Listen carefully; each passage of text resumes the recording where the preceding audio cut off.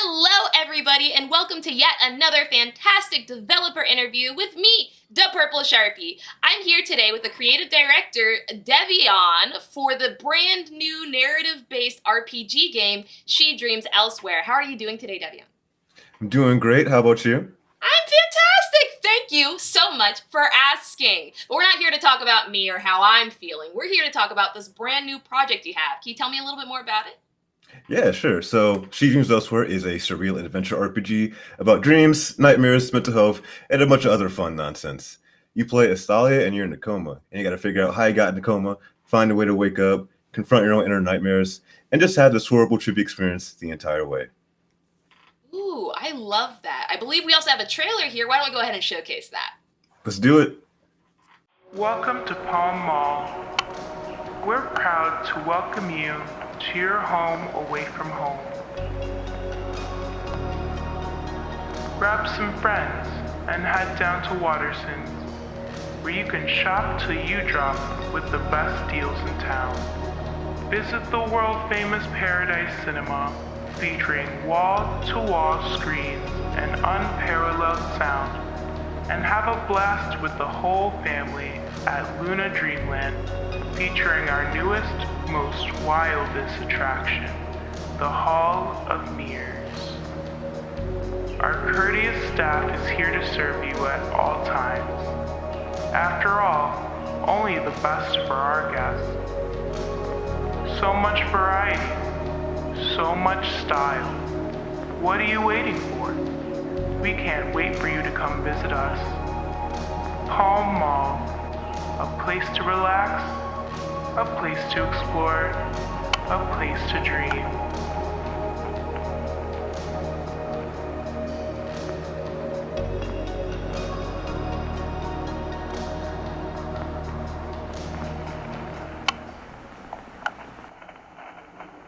Okay, so that trailer, fantastic. Loved it. But now I have some very, very important questions. All right? The first one. This main character, obviously amazing, love her, but she seems very, very anxious throughout the entire story. Talk to me about why you opted to give her that personality trait. Yeah, so basically Thalia and pretty much every character in the game, it's like they have like just certain like aspects like just based off of like myself and like my own personal experiences. And when I first started the game, it was like just more about like, nightmares, like just general nightmares about like what everybody like goes through or whatever. And that was fun, that was cool. But kind of like as I grew up and kind of matured, like both as a developer and as a like just as a person too, I kind of like got into my feelings a lot more. Kind of was like, I was like, I really just want to put in like my own like experience of like just going through, like just depression and anxiety and just all this like mental health stuff. Because I feel like, it's a game about how it's okay to not be okay, right? And just like I just want to be able to like just get that across a lot more. And if I can just do that in my weird way, like I'm all here for it. So that's my shtick, basically. So, on the topic of it's okay to not be okay, and trying to cover a lot of mental health inside of this game, I want to talk about the color scheme that we see inside the game. Because while color is prevalent inside of the game, the absence of color is somewhat more prevalent, and almost seems to kind of accent certain moments and kind of make the popping of color that much more accessible. Talk to me about why you opted to use black and white as a main color scheme while still keeping color in certain aspects for the game.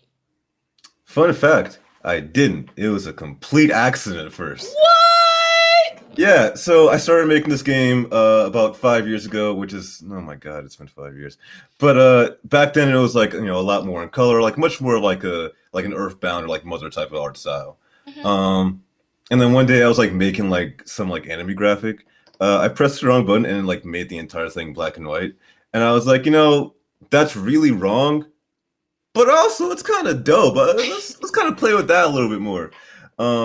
That's pretty much what I did. I just like kept like experimenting with the look, adding on like just kind of like extra like bits and pieces, more colors. I chose blue at first because just it's my favorite color. And then it ended up being like turning into like a narrative element too. So I don't know. It definitely kind of like uh, gets across the more like psychological and like surreal vibe that I'm really trying to go for. So as Bob Ross would say, it was a happy accident. It sounds like a very, very happy accident inside of a somewhat I wouldn't say like stressful, but very, very thoughtful game, you know? So here I want to kind of rewind a little bit because you stated earlier that the game did seem very similar to Earthbound when you were first creating it. Did you grab inspiration from Earthbound and other RPGs? Oh, 100%. I'm like a big RPG nerd if like Mm. my entire house didn't give it away. But like stuff like Earthbound and like Persona and Final Fantasy, like that those are games that like I grew up with and like I always just loved. And I made the game in RPG Maker, which like kind of gave me, that extra incentive and resources to even like make an RPG, right? So Mm. those are all just like big inspirations for me. And then beyond that, I also like just take from like pretty much anything and everything. Not just like media, like movies, shows, music, but also just like real life experiences too. Um, I think it's just really important that as an artist to just like, you know, to really just like actually like live your life in order to make like dope art. And then after you've done that, you can like put that within like the confines of like a video game of like all those other influences to make your own weird thing. And I don't know. That's what I've been doing. It's been working out so far. Hopefully I don't mess it up in the future. So I want to touch on something you just talked about there. You said that you made this entire project an RPG Maker. Is that correct? Yeah. The Okay, now console versions, they're gonna use Unity, but the actual game itself, that's all RPG Maker. I'm sorry, what did you use in Unity? Yeah, so for the console versions, those will be like using Unity, but even still, like the actual game is still like RPG Maker made. So talk to me about that. I have dabbled with RPG Maker quite a bit, and I'll be very honest with you. Your game definitely has RPG Maker type vibes, but were there any things that you kind of struggle with creating exclusively inside of that format, or some things that you found easier to make inside of RPG Maker? It's kind of a mixed bag, more positive than negative, honestly. For me, I didn't like have any actual professional like training or like knowledge about like any of this game dev nonsense beforehand. I just kind of went off like Google searches and YouTube tutorials, and that's how I kind of learned everything that I know. And RPG Maker is great because it allows you to just like have whatever like weird idea that you want and like hit the ground running like with that weird idea. And I've always been like more of like a visual person too, and Hmm. RPG Maker is it's visual programming, so it's really easy for me to just kind of get in there and just make some weird stuff. So Now, that's really dope. I understand that you are the creative director, obviously, but you do work with a composer and sound designer. Was it easier having to be able to like basically not really outsource, but collaborate with other people specifically on the sound assets inside of the game? And Oh yeah, definitely. I'm like a huge like music nerd too. It pretty much inspires like everything that I do, like not just in the game, but just in life in general. The thing is, I don't actually know how to make music myself. I've mm, tried, it didn't sound good. I might try it again in the future. We'll see. But for this project, I found my composer. She like hit me up because I was on IMDb somehow still. Don't ask about the movies on there. We don't talk about them. They're garbage. Anyway, she found me. She found the game's concept, and she was like, "Hey, this sounds really dope. I would love to work with you." And I didn't really know what I was doing. And after like chatting with her for a little bit, we ended up like collaborating. And like she's been making this amazing sound check, and I love it. And I can't wait for y'all to hear that. Same thing with the sound design by Chell Wong Audio. She's the homie. I love her. And yeah, they're doing amazing stuff, and I could not like work with a better team. They're amazing.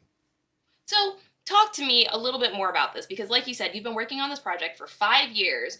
Obviously, you didn't get to start with a huge grab bag of money. I'm sure a lot of this was probably straight out of your own pocket. Is that a correct assumption? Oh yeah, definitely. Yeah, I was a broke boy for like most of my life, as is most of my entire family. So I Same pretty much just seams. kind of had to, yeah, just had to like, get whatever I could. And like for like a long bit of time, I would like just do like videography projects just to pay the bills. Those are fun, a little bit soul sucking though. But eventually I was able to get like some extra funding from like outside like publishers too. So thank God for that. And thank God I can actually like pay bills and eat food now, in addition to make the game. Now, I know the demo is currently available on Steam. I just want to know, as like many interested game developers often ask, but was it the demo that assisted in helping to get funding from publishers? Oh, definitely. I think like beforehand, like I just had like the original like fully colored trailer from like 2016, which did not really go over well over the internet. Didn't really get any traction, and it was kind of a garbage trailer too. Uh, Aw. it really was. But I learned, I improved my stuff, and then in 2018 I released two new like teaser trailers, and then at the end of that year the demo. And then from there, everything just kind of exploded. Like that demo got me into like GDC, a bunch of other like shows, just all this like attention, and just just like validated like what I was actually doing, externally at least. So yeah, it was definitely a big help. Now, I know that this game specifically has received a plethora of awards. You received a couple of nominations from this exact event, GDOC itself, inside of 2019, prior to us going virtual. But I also understand this is the very first commercial project that you've ever made, while you have done other freelance projects and personal projects working inside the game development sphere. This is actually the very first time you're working on a large commercial process. Talk to me about the difference that you're seeing putting all of this work into something and polishing it over the course of 5 years. The good part is that it feels just really good to even just like be making this and have that as like my actual job. Like I'm very like privileged and thankful to even like just be doing what I'm doing. And the fact that it's like resonating with so many people, that means a lot for me, especially coming from like, starting this project in my dad's attic all those years ago. Um, the kind of negative part of it is that when you take a project that was like made out of your dad's attic and it's like suddenly like thrusts onto like the worldwide stage, it's kind of a lot. It's very intimidating actually. So that part kind of sucks, especially for someone who like me who is like can occasionally be pretty antisocial. I don't like to be perceived. I don't want to actually get attention. Leave me and just let me make my weird stuff in peace, right? So yeah, just having like those newfound sort of like actual expectations, be it positive or negative, that's been kind of a lot to deal with. But like I said, I would rather be doing this than like any other thing. So So I want to talk a little bit more about some self anxiety moments that you talked about here, because like you said, you have put a lot of yourself into the game. I know you stated that the main character is very heavily based off you. Why was that important to you to discuss mental health inside of this specific project? I just think it's just one of those things that's just not really talked about like in like a lot of games in general. And I think it's important just to like open up that conversation and like let people know that like yo, like what you're going through right now, like you are not alone, right? Especially like throughout this past hellhole of a year, where like we're Mm. all just like in our feelings on a day-to-day basis. It's like that feeling of like loneliness, like when you're like going through whatever you're going through. It's really tough. And if there's a way for me to just be like, hey, like here's like a helping hand, here's like some kind words, or even just like a way for me to like just to put like a smile on someone's face, like that's cool with me. So Let's talk more about the game itself. I wanna move back into gameplay here if I could. And I want to specifically talk about some of the color that we see inside of the specific gameplay battle moments. Right? Obviously, the battle is pretty standard for an adventure RPG. You have your health, you have your special mana, you have like your experience. But I wanted to talk about the colors because while so much of the game is somewhat monochromatic and nature, all of the battle scenes are very, very heavily covered. We see pinks, we see purples, we see blue, we see very bright colors. Talk to me about that contrast and why you opted to use those colors in these battle scenes. yeah, my whole like method with that was just like once you like get into the battle like that's like when you're actually like kind of facing like your own like inner nightmares, and of course it's gonna like that the entire situation is just going to be like that much more like intense and like heightened. And the battle backs, they definitely like reflect that. uh that's like the professional answer. The real answer is that I love pretty colors. I like just I don't have like any actual like training in this, but I know what my eye likes. Hmm. And my eye tells me you should have pretty colors that move in a trippy way, and you should do that for all the battles. And I was like, all right, cool. And there you go. So, without going too deep into the narrative here, because I am purposefully trying to keep spoilers out of all of this, it would be too easy for me to get into spoilers here. I kind of want to talk about some of how I felt the colors impacted the story. I noticed that in the beginning, when you're starting to really get into Thalia's intro and just trying to explore your surroundings, you do see a lot of color. And as soon as she kind of like gets kind of clammy and starts kind of like freaking out a little bit, the color starts to disappear. Was that intentional? Oh, 100%. Like just like those little moments that I can just do to like just to like reflect like not just story but like what Dahlia is going through. I try to like just put that in there as much as possible because being like a 2D pixel art game, even like when you have like when it's like very like narrative heavy, it can be kind of hard just to get across what you're trying to like actually go for in like that format. So just like little bits like just reducing the amount of color in like an area, putting some like noise in one thing, like the sound design, like stuff like that, just to like um any of that just really just like increases like just like basically what I'm trying to go for from like an artistic standpoint. So I'd like to talk a little bit more about the idea behind the main big bads inside of the game, or the nightmares, without getting too in deep. And no spoilers, obviously, once again. But where did the idea to have the negative aspects of mental health manifest basically as nightmares come from? so I have always been like super into dreams, like just as like a concept. I think it's just really cool how they can like reflect like what you're going through, like both like emotionally, but also like what you're doing like in the real world. Even like just this morning, I had like just a really like weird and intense dream, and I woke up and I was like, oh, that was really weird. Maybe that's talking about like this so and so thing that's kind of happening in my life right now, just stuff like that, right? Um, so I really enjoy being able to like take that dream concept, put it in the gameplay, and also like get really weird and like creative with it. Did you also like to use the use of foreshadowing for the dream systems? Because I did typically notice that a lot of the nightmares that you seem to run into inside of the game, or specifically inside the demo, seem to have certain catalysts for manifesting. If that makes sense, was that also intentional? Oh yeah, yeah. There's definitely like a lot of that in the game, and to find that out, you'll have to actually play the full game. Yes, you will. Yes, you will. Now, speaking of the full game, I understand that the demo is currently available on Steam. You can play the demo on Steam and definitely wishlist it. Talk to me about when we may actually see the game come out. So Sea Dreams Elsewhere, it'll be out sometime eventually. It's an indie game, y'all. You know how it be. But when it is out, and it is going to be coming out very soon, actually, you can play it through PC, Nintendo Switch, Google Stadia, Xbox One, Xbox Series X and S, and through Xbox Game Pass too. So whatever way you want to play it, I just hope that you play it because I got bills to pay. And I understand we are also looking at a 2022 release date, possibly. Is that correct as well? Indeed so. Oh, So stay fantastic. tuned. Okay, we do want to stay tuned. Obviously, we're going to be stay tuned. My eyes are peeled for this new project. But I have to ask, where can I find more information about you and any other future projects, as well as the development cycle for this fantastic project? Well, thank you for the kind words, by the way. But yeah, you can find me personally. I am at Davionne Gooden, both on Twitter and Instagram and TikTok. And then for the game itself, over at Studio Xavier, also on Twitter and Instagram.